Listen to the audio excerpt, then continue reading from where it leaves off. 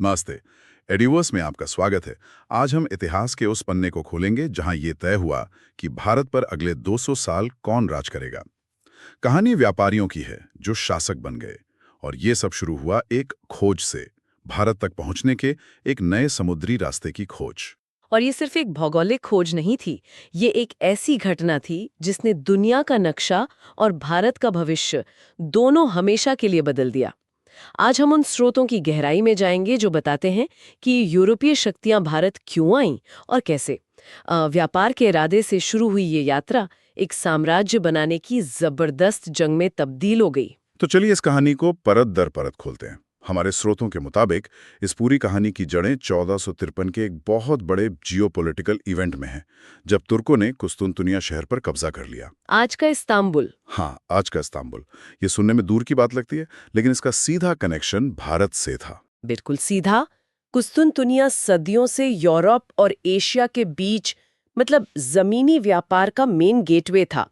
जब इस पर उस्मानिया तुर्कों का कंट्रोल हो गया तो उन्होंने इस रास्ते से होने वाले व्यापार पर बहुत भारी टैक्स लगा दिए। और नतीजा? नतीजा ये कि यूरोप में भारतीय मसालों जैसे काली मिर्च, लौंग, दालचीनी, इनकी कीमतें आसमान छूने लगीं। और ये मसाले सिर्फ खाने में स्वाद के लिए नहीं थे।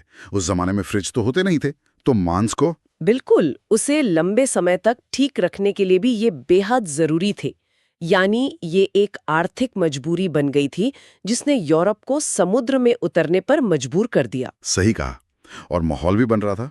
यूरोप में पुनर्जागरण यानी a new age of science and discovery का दौर था। जहाज बनाने की तकनीक बेहतर हो रही थी। कुतुबनुमा यानी कंपस जैसे उपकरणों ने नाविकों को खुले समुद्र में जाने का आत्मविश्वास दिया। लेकिन सिर्फ तकनीकी काफी नहीं थी, एक मजबूत मोटिवेशन भी चाहिए था। और यहीं पर हमारे स्रोत एक दिलचस्प 3Gs थ्योरी का जिक्र करते हैं। गोल्ड, ग्लोरी और गॉस्पेल। हाँ, ये उनके इरादों का परफेक्ट सार है। गोल्ड यानी व्यापार से मिलने वाला बेहिसाब पैसा। ग्लोरी यानी नई जमीनें खोजकर अपने देश का नाम ऊंचा करना। और गॉस्पेल यानी ईसाई धर्म का प्रचार। तो ये सिर्फ एक ट्रेड मिशन नहीं था, इसमें धर्म और राष्ट्रवाद का भी तगड़ा मिश्रण था। हाँ, खासकर पुर्तगालियों के लिए जो इस दौड़ में सबसे आगे थे। तो इस पृष्ठभूमि के साथ मैदान में खिलाड़ी उतरने शुरू हुए। क्रम था पुर्तगाली, डच, अंग्रेज और फिर फ्रांसीसी। चलिए सबसे पहले पुर्तगालियों की बात करते हैं, जिन्होंने ये खेल शुरू किया। 17 मई 1498 वास्को डी गामा कालीकट के तट पर उतरता है। और वो जो यहाँ से मसाले लेकर वापस लौटा, उसने इतिहास की धारा बदल दी। बिल्कुल। कहते हैं कि उसे अपनी यात्रा का सारा खर्च निकालकर 60 गुना ज्यादा मुनाफा हुआ। 60 गुना? ये तो 15वीं सदी के सबसे बड़ी ब्रेकिंग न्यूज रही होगी। इस एक आंकड़े ने पूरे यूरोप में भारत पहुंचने की होड़ लगा दी होगी।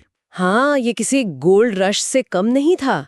अब हर देश को अपना वास्को डी गामा चाहिए था। और पुर्तगालियों ने इस शुरुआती बढ़त का पूरा फायदा उठाया। हाँ, भारत में उनके पहले वाइसराय फ्रांसिस्को डी अल्मेडा ने शांत जल की नीति या ब्लू वाटर पॉलिसी अपनाई। उसका एक ही लक्ष्य था, हिंद महासागर पर कब्जा करना, मतलब समुद्र के राजा बनना। लेकिन जमीन पर पुर्तगाली राज की नींव तो अल्फोंसो डी अल्बुकर्क ने रखी, जो 1509 में वाइसराय बना। सही कहा। उसने 1510 में बीजापुर के सुल्तान से गोवा छीन लिया। ये एक मास्टर स्ट्रोक था। अच्छा। हाँ, क्योंकि गोवा अगले 450 सालों तक भारत में पुर्तगाली सत्ता का केंद्र बना रहा। अल्बुकर्क दूर की सोच रहा था। उसने पुर्तगाली पुरुषों को भारतीय महिलाओं से शादी करने के लिए प्रोत्साहित किया, ताकि एक ऐसी स्थानीय आबादी तैयार हो जो पुर्तगाली क्राउन के प्रति वफादार हो। बिल्कुल। ये सिर्फ कब्जा नहीं था, ये जड़ें जमाने की कोशिश थी। तो पुर्तगालियों ने तो रास्ता दिखा दिया, बाकी देश क्या कर रहे थे? वो भी पीछे नहीं थे। इस मुनाफे की गंध हॉलैंड तक पहुंच चुकी थी और डच मैदान में कूद पड़े। 1602 में उनकी डच ईस्ट इंडिया कंपनी बनी। और उन्होंने अपनी पहली फैक्ट्री 1605 में मसूलीपट्टनम में लगाई। हाँ, लेकिन डचों का फोकस थोड़ा अलग था, है ना? हाँ, अगर हम बड़ी तस्वीर देखें तो डचों की पहली पसंद भारत नहीं बल्कि इंडोनेशिया के स्पाइस आइलैंड्स थे। सही है। भारत में उनकी दिलचस्पी मसालों से ज्यादा सूती कपड़ों के व्यापार में थी। लेकिन अंग्रेजों के सामने वो ज्यादा टिक नहीं पाए। 1759 में बेदारा के युद्ध में अंग्रेजों ने उन्हें बुरी तरह हराया और भारत में उनकी कहानी लगभग खत्म हो गई। और अब आते हैं उन पर जिन्होंने सिर्फ इतिहास नहीं बल्कि भारत का भूगोल भी बदल दिया, अंग्रेज। East India company. 31 दिसंबर 1600 महारानी एलिजाबेथ प्रथम ईस्ट इंडिया कंपनी को पूर्व के साथ व्यापार का चार्टर देती हैं, मतलब एक तरह का शाही फरमान, जो सिर्फ उन्हें इस इलाके में व्यापार करने का एकाधिकार देता था। और वो बहुत सब्र के साथ आगे बढ़े। 1608 में कैप्टन हॉकिंस जहांगीर के दरबार में पहुंचा, लेकिन उसे फैक्ट्री खोलने की इजाजत नहीं मिली। असली कामयाबी 1615 में सर थॉमस रो को मिली। उन्होंने जहांगीर से पूरे मुगल साम्राज्य में व्यापार करने की इजाजत हासिल कर ली। ये एक बहुत बड़ी डिप्लोमेटिक जीत थी। और उन्होंने सिर्फ व्यापार नहीं किया, मद्रास में फोर्ट सेंट जॉर्ज और कलकत्ता में फोर्ट विलियम जैसे किले बनाकर उन्होंने अपने इरादे साफ कर दिए थे। हाँ, ये व्यापारी अब यहीं रुकने वाले थे। सही बात है। और इस खेल में सबसे आखिर में एंट्री हुई फ्रांसीसियों की। उनकी कंपनी 1664 में बनी, लेकिन एक बड़ा फर्क था। ब्रिटिश कंपनी एक प्राइवेट कंपनी थी, जबकि फ्रांसीसी कंपनी वो पूरी तरह से सरकारी थी। और उन्होंने पांडिचेरी को अपना हेडक्वार्टर बनाया। हाँ, और फिर 1742 में एक ऐसे शख्स के एंट्री होती है जो इस पूरी कहानी का मतलब रुख ही मोड़ देता है। Joseph Francois Dupleix. वो गवर्नर बनकर भारत आया, और वो सिर्फ एक व्यापारी नहीं था, वो एक साम्राज्यवादी था। उसने भारत की राजनीतिक कमजोरियों को बहुत करीब से देखा और ये समझ गया कि यहाँ एक यूरोपीय साम्राज्य खड़ा किया जा सकता है। और उसकी इसी सोच ने भारत को अंग्रेजों और फ्रांसीसियों के बीच जंग का मैदान बना दिया। तो अब हमारे पास मैदान में 4 बड़े खिलाड़ी थे, लेकिन समय के साथ पुर्तगाली और डच साइडलाइन हो गए। असली मुकाबला तो 2 सबसे महत्वाकांक्षी खिलाड़ियों के बीच होना था, अंग्रेज और फ्रांसीसी। और इस मुकाबले का अखाड़ा बना दक्षिण भारत का कर्नाटक क्षेत्र। यहीं लड़े गए 3 कर्नाटक युद्ध, जिन्होंने भारत का भविष्य तय कर दिया। पहले कर्नाटक युद्ध की वजह बड़ी दिलचस्प है, जो 1746 से 48 तक चला। हाँ, इसका कारण भारत में नहीं बल्कि यूरोप में था। वहां ऑस्ट्रिया के उत्तराधिकार का युद्ध चल रहा था और ब्रिटेन और फ्रांस एक दूसरे के दुश्मन थे। तो भारत में भी उनकी कंपनियां आपस में भिड़ गईं। एक ग्लोबल दुश्मनी का लोकल चैप्टर। बिल्कुल।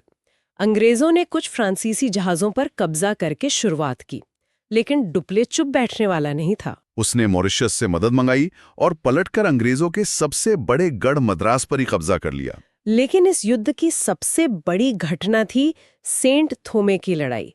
ये एक छोटा सा युद्ध था, लेकिन इसका असर बहुत बड़ा हुआ। क्या हुआ था उसमें? हुआ ये कि कर्नाटक के नवाब अनवरुद्दीन ने फ्रांसीसियों को मद्रास खाली करने को कहा।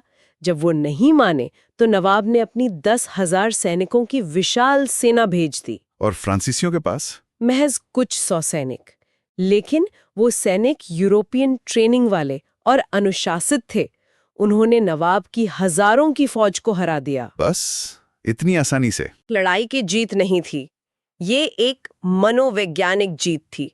पहली बार यूरोपियों को ये यकीन हो गया कि मुट्ठी भर अनुशासित सैनिक हजारों की भारतीय फौज पर भारी पड़ सकते हैं। यहीं से साम्राज्य बनाने का सपना हकीकत लगने लगा। बिल्कुल। खैर 1748 में यूरोप में संधि हुई और पहला युद्ध खत्म हो गया। मद्रास अंग्रेजों को वापस मिल गया। लेकिन ये शांति सिर्फ एक छोटा सा ब्रेक था। हाँ, क्योंकि दूसरा कर्नाटक युद्ध जो 1749 से 54 तक चला, वो फौरन शुरू हो गया। और इस बार वजह पूरी तरह से भारतीय थी। हैदराबाद और कर्नाटक दोनों रियासतों में गद्दी के लिए लड़ाई छिड़ गई थी। और डुप्ले ने इसे एक मौके की तरह देखा। उसने भारतीय राजाओं की लड़ाई में दखल देना शुरू कर दिया। ये शतरंज की बिसात बिछाने जैसा था। हैदराबाद और कर्नाटक दोनों जगह उसने एक एक दावेदार को अपना समर्थन दिया। अंग्रेजों ने मजबूरी में दूसरे पक्ष का साथ दिया। और शुरुआत में डुप्ले की रणनीति पूरी तरह कामयाब रही। उसका चुना हुआ उम्मीदवार कर्नाटक का नवाब बन गया और फ्रांसीसी प्रभाव अपने चरम पर था। ऐसा लग रहा था कि डुप्ले की बाजी जीत जाएगा। हाँ, लेकिन तभी कहानी में एक ऐसे किरदार की एंट्री होती है जिसके बारे में किसी ने सोचा भी नहीं था। ईस्ट इंडिया कंपनी का एक क्लर्क, रॉबर्ट क्लाइव, जो आगे चलकर इतिहास बदलने वाला था। और क्लाइव ने जो किया वो तो किसी फिल्मी कहानी से कम नहीं था। जब फ्रांसीसी सेना त्रिचनापल्ली में आखिरी अंग्रेज समर्थक को घेर कर बैठी थी, क्लाइव ने एक हैरान करने वाला आइडिया दिया। उसने कहा, दुश्मन की सेना पर हमला करने की बजाय चलो दुश्मन की राजधानी अर्काट पर ही कब्जा कर लेते हैं। ये सुनने में पागलपन जैसा था। सिर्फ 210 सैनिकों के साथ एक राजधानी पर हमला। लेकिन ये इतना साहसिक और अप्रत्याशित कदम था कि इसने फ्रांसीसियों को पूरी तरह से चौंका दिया। उन्हें त्रिचिनापल्ली का घेरा उठाकर अर्काट को बचाने के लिए भागना पड़ा और इसी अफरा तफरी में पूरा युद्ध अंग्रेजों के पक्ष में घूम गया। हाँ, एक क्लर्क के एक आइडिया ने डुप्ले की सारी रणनीति पर पानी फेर दिया। और उधर फ्रांस की सरकार भी डुप्ले के इन महंगे युद्धों से परेशान हो चुकी थी। बिल्कुल। उन्होंने 1754 में डुप्ले को वापस फ्रांस बुला लिया। ये फ्रांसीसियों की शायद सबसे बड़ी गलती साबित हुई। डुप्ले के जाते ही पौंडीचेरी की संधि हुई और दूसरा युद्ध खत्म हुआ, लेकिन ये आग अभी बुझी नहीं थी। नहीं, तीसरा और आखिरी कर्नाटक युद्ध होना बाकी था, 1758 से 63 तक। इसकी वजह भी यूरोप में शुरू हुआ सप्तवर्षीय युद्ध था। ये फाइनल राउंड था। इस बार फ्रांसीसी सरकार ने काउंट डी लाली को एक बड़ी सेना के साथ भेजा, लेकिन अब हालात बहुत बदल चुके थे। 1757 में, यानी ठीक 1 साल पहले, अंग्रेज प्लासी का युद्ध जीत चुके थे। और ये सबसे बड़ा टर्निंग पॉइंट था। प्लासी की जीत के बाद अंग्रेजों के हाथ बंगाल का असीम खजाना लग गया था। उनके पास अब पैसे की कोई कमी नहीं थी। कोई कमी नहीं थी। इसी पैसे के दम पर उन्होंने दक्षिण में एक विशाल और मजबूत सेना खड़ी कर दी।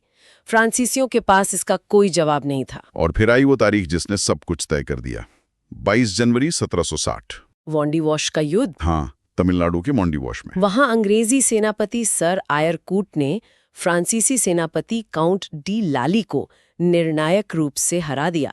ये सिर्फ एक हार नहीं थी, ये भारत में फ्रांसीसी सपनों का अंत था। और 1763 में जब पेरिस की संधि हुई तो फ्रांसीसियों को उनकी बस्तियां वापस तो मिलीं, लेकिन इस शर्त पर कि वो न तो किलेबंदी कर सकते हैं, न ही सेना रख सकते हैं। यानी वो अब सिर्फ व्यापारी थे, शासक बनने की दौड़ से पूरी तरह बाहर। तो सवाल ये उठता है कि फ्रांसीसी हारे क्यों? डुप्ले जैसा जीनियस रणनीतिकार उनके पास था, फिर भी वो क्यों हारे? क्या ये सिर्फ क्लाइव की वजह से हुआ? क्लाइव और डुप्ले तो सिर्फ शतरंज के 2 सबसे बड़े मोहरे थे। असली खेल तो बोर्ड के बाहर चल रहा था, लंदन और पेरिस में। हार जीत की असली वजह दोनों कंपनियों के स्ट्रक्चर में छिपी थी। अच्छा, कैसे? देखिए, ब्रिटिश ईस्ट इंडिया कंपनी एक प्राइवेट व्यापारिक संस्था थी। वो मुनाफे के लिए काम करती थी और भारत में तेजी से फैसले ले सकती थी, जबकि फ्रांसीसी कंपनी एक सरकारी विभाग जैसी थी। बिल्कुल। हर छोटे बड़े फैसले के लिए उन्हें पेरिस से इजाजत लेनी पड़ती थी, जिसमें महीनों लग जाते थे। जब तक पेरिस से जवाब आता, यहाँ हालात बदल चुके होते थे। दूसरा बड़ा फर्क था नौसेना की ताकत। हाँ, ब्रिटेन की रॉयल नेवी उस जमाने में दुनिया की सबसे ताकतवर नेवी थी।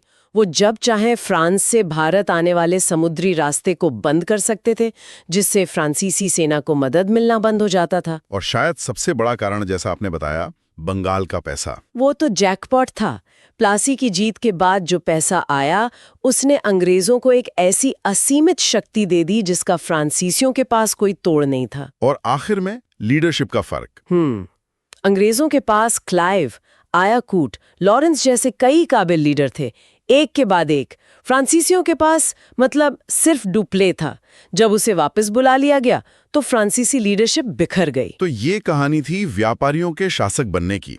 पुर्तगाली और डच पहले ही दौर से बाहर हो गए थे। कर्नाटक के 3 युद्धों ने यह तय कर दिया कि भारत का भविष्य कौन लिखेगा। वांडीवॉश की लड़ाई ने फ्रांसीसी चुनौती को हमेशा के लिए खत्म कर दिया और भारत में ब्रिटिश साम्राज्य की स्थापना का रास्ता पूरी तरह साफ कर दिया। एक ऐसा साम्राज्य जो अगले लगभग 200 वर्षों तक कायम रहा। जाते जाते एक विचार छोड़ जाते हैं। सोचने वाली बात है, अगर फ्रांस की सरकार ने ड्यूप्ले पर भरोसा किया होता और उसे वापस न बुलाया होता, या अगर रॉबर्ट क्लाइव नाम का वो क्लर्क कभी सेना में न आया होता, तो क्या आज भारत का इतिहास, यहाँ की संस्कृति और शायद भाषा भी कुछ और होता?